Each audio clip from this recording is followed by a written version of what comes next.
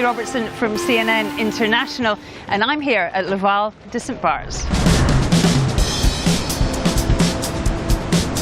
Comanche, Rambleur, c'est un duel de maxi sous haute surveillance. Une bagarre entre deux monstres de vitesse qui aiguise la curiosité. La première du genre, la cerise sur le gâteau pour la 6e édition des voiles de Saint-Barth, où chaque nouvelle journée apporte une réponse. Comanche is built to be fast, and it's built to win elapsed time. It's been a 2-year design and build process, and Rambler's in the same boat. It just so happens these two boats came out at the same time. So today was really unique. It was the first time these two super maxis got to line up, and you know, today we got the better of them. We like what we saw today, to be frank. You know, the boat seems to be doing what it's supposed to do.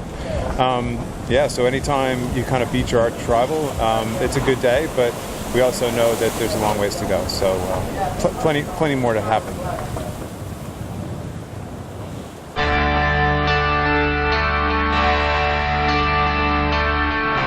J'avais eu la chance d'être déjà le parrain de la première édition. Donc je suis revenu pour voir si ça se passait pas mal. Et ça se passe de mieux en mieux, évidemment. Comme les choses toujours bien faites, bien organisées, dans un endroit évidemment paradisiaque qu'est Saint-Barth, avec des bateaux tous les ans, de plus en plus, pas seulement performants, mais vraiment du haut niveau. Et puis surtout parce que je vais avoir la chance de naviguer sur plein de bateaux différents. Genre un peu les petits multicoques qui volent, un petit GC32 avec mes copains de Zulu, Paradox, qui est le sister ship de Fuji sur lequel je naviguais pendant des années, sur Comanche, l'un des plus gros monocoques magnifiques. Sur quoi d'autre encore, je sais pas, ils vont me faire des surprises, donc je vais sautiller d'un bateau à l'autre pendant une semaine ici à Saint-Barth, ça va être un vrai bonheur. Les plus grands skippers, les plus grands bateaux. Saint-Barth est un théâtre où 1200 marins s'affrontent pendant une semaine. Au port de Gustavia, près de 70 unités, une flotte bigarrée symbole de la diversité de ce sport. Numéro 1, wincher ou tacticien, une fois à bord, chacun connaît sa partition. C'est un vrai orchestre dans lequel il y a quelques solistes éventuellement, mais qui ne peuvent pas travailler tout seuls. Il y a ceux qu'on envoie en tête de mât, il y a des gens spécialisés, comme tous les solistes un petit peu, mais tout le monde doit travailler sur le même ton, et celui qui imprime le ton en général, c'est skipper. Si on veut vulgariser sur un bateau, il y a vraiment tout ce qui se passe en avant du mât. Là, on va alterner avec un foc, une trinquette, un autre spi, avec des manœuvres d'enroulade, donc il y a beaucoup de choses à faire. Cellule avant.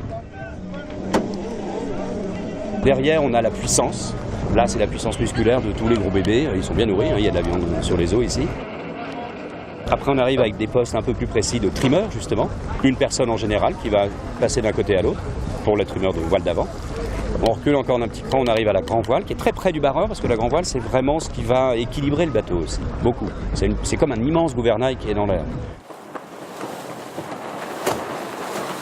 Et puis là, on arrive en arrière de la barre d'écoute. Il y a une sorte de hiérarchie très anglo-saxonne qui fait que quand on est en arrière de la barre d'écoute c'est un rail qui règle un peu la grand voile, là on fait partie de l'establishment. C'est un peu plus cérébral sur l'arrière que sur l'avant. Mais si à l'avant ça manque de neurones, ça ne va pas marcher non plus.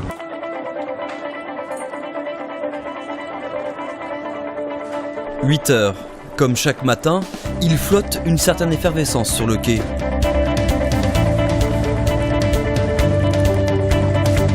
Des professionnels qui côtoient des amateurs, le melting pot est l'une des clés de la réussite de cette semaine de régate. Ce qui est sympa, c'est que justement, il y a toute cette variété, toute cette multitude de bateaux. Il y a des amateurs, il y en a beaucoup. Il y a des professionnels, et on le voit sur les gros. Et puis il y a des amateurs éclairés. Voilà. Donc il y a un petit peu de tout, avec pas mal de bateaux américains qui viennent se confronter en équipage. Et donc ça fait une bonne richesse, en tout cas, pour ces voiles de Saint-Barth. Yeah, we've raced a ton of places: West Coast, East Coast, Northeast, Florida, the Med, and more recently, the last 2 years, well, 3 years now, in the Caribbean.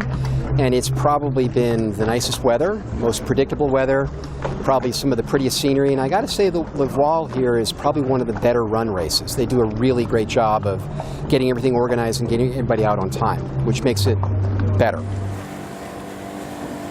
Karine Fauconnier a fait ses armes dans la course au large française. Cette année, elle embarque avec un équipage uniquement féminin pour y apporter toute son expertise. Quelle arrivée!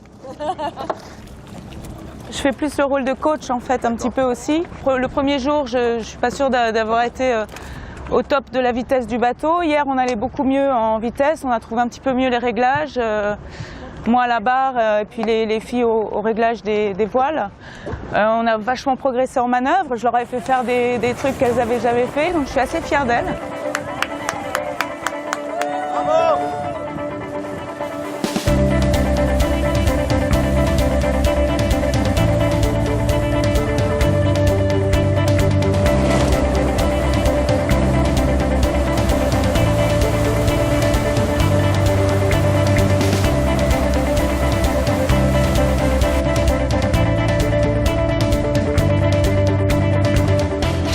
passé à la bouée 11 vraiment bien. Il n'y a eu aucun problème. Ça a été un peu chaud quand les C0, les Spinnaker 0 sont arrivés sur les bateaux plus petits. Ils sont arrivés à peu près en même temps. Et puis il y en a qui ont envoyé tout de suite pour être bâbord à la côte pour avoir moins de mer et un peu la mer plus plate. Donc là c'était vraiment chaud. Mais on était là, le pavillon est dissuasif. Ils font moins de bêtises. Les conditions là sont optimum pour le dernier jour, c'est vraiment superbe et les parcours sont top. Donc vraiment, non. Et là, le passage à la bouée 11, c'était magnifique, rock'n'roll. Et il y a un petit caméraman dans l'eau en plus.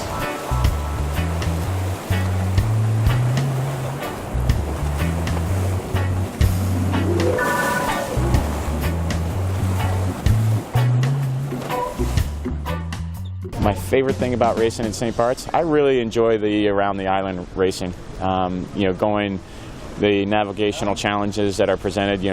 There's a lot of rock hopping. There's a lot of things that are uncharted in the water. Prior to both of these regattas this year and last year, Soapy's gone out and he dives on certain areas and understands the where the bottom is and where the bottom isn't. And I think it's all-encompassing because you get a little bit of windward leeward component, but you get a lot of boat handling, you have a lot of sail choices, and things happen pretty quickly. And so that's a different challenge than what we're used to in just the traditional windward leeward style racing. So that side of it is very good.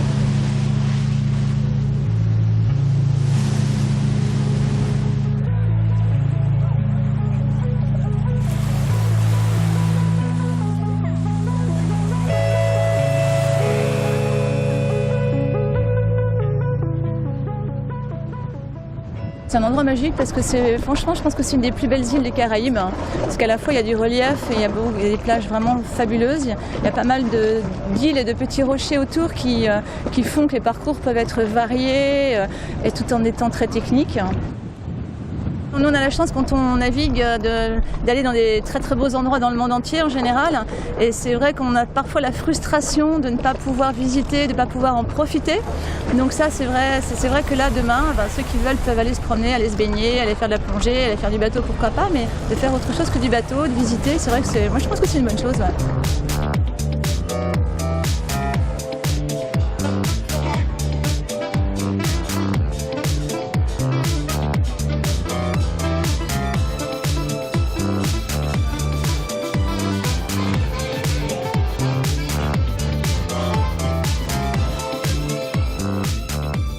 Ce qui me touche, c'est quand je discute avec des propriétaires de bateaux qui me disent mais on est dans un contexte qui est vraiment formidable parce que c'est un contexte quasiment de famille, d'amitié, etc. Donc c'est cette dimension qui, moi, me plaît beaucoup aussi. Le concept des voiles était de lier un peu la technologie au plaisir. Donc on s'est dit pourquoi ne pas imaginer donc 2 jours de course, un break et 2 jours de course. Aujourd'hui maintenant les bateaux arrivent 4 jours ou 5 jours avant les premières épreuves et puis on étale le séjour pratiquement pendant 10-12 jours. Donc le day off maintenant justement a instauré ce côté plaisir. On a des développements de folie. C'est pour ça que les gens appellent un peu ma marque la Formule 1 de l'horlogerie, mais on a aussi les Formule 1 des mers, c'est-à-dire que ce sont des objets avec un cahier des charges qui correspond tout à fait aussi à mon concept, qui est le meilleur de la technique et l'innovation, le meilleur aussi d'une certaine ligne esthétique, et le dernier point, tout doit être terminé à la main.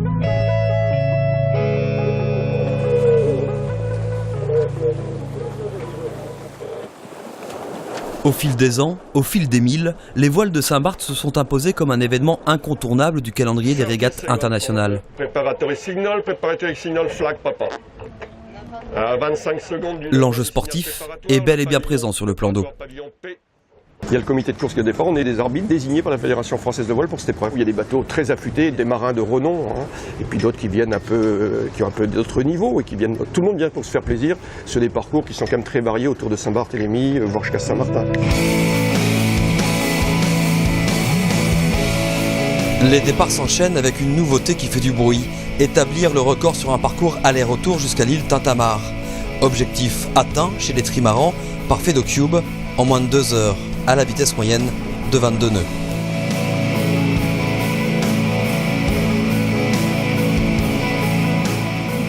This course was like NASCAR, drive fast and turn left. So it was amazing. You know, we went around Tintamar and back in under 2 hours. That was about what we thought we would do, but it's one thing to talk about, another thing to do it. It was incredible. En maxi monocoque, Comanche se taille le scalp du défi. Mais avec le rating imposé par la classe, le grand vainqueur des voiles de Saint-Barth est son principal concurrent, Rambler. Trying to go as fast as possible around the course and mainly long races. So like the Caribbean 600 or the Transatlantic coming up, which is a big race that we're looking at doing or working towards. So that's it. Got it. Thank you.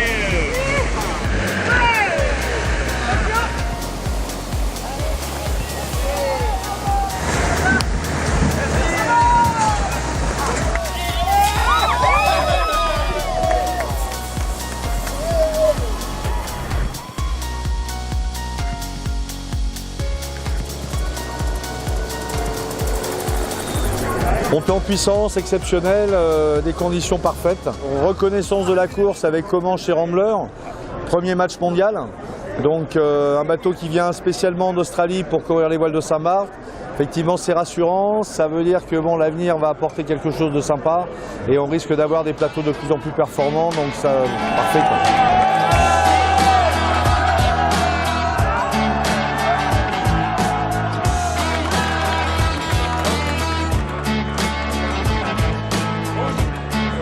You're welcome. Hope to see you next year.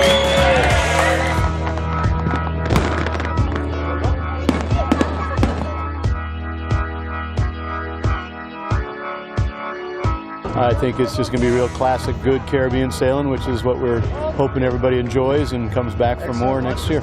Je commence à faire beaucoup de régates ici, c'est plutôt agréable. Nice organization, and we'll be back again next year. Honestly, it just doesn't get any better than today. Et bravo à Lucky et François et toute l'équipe.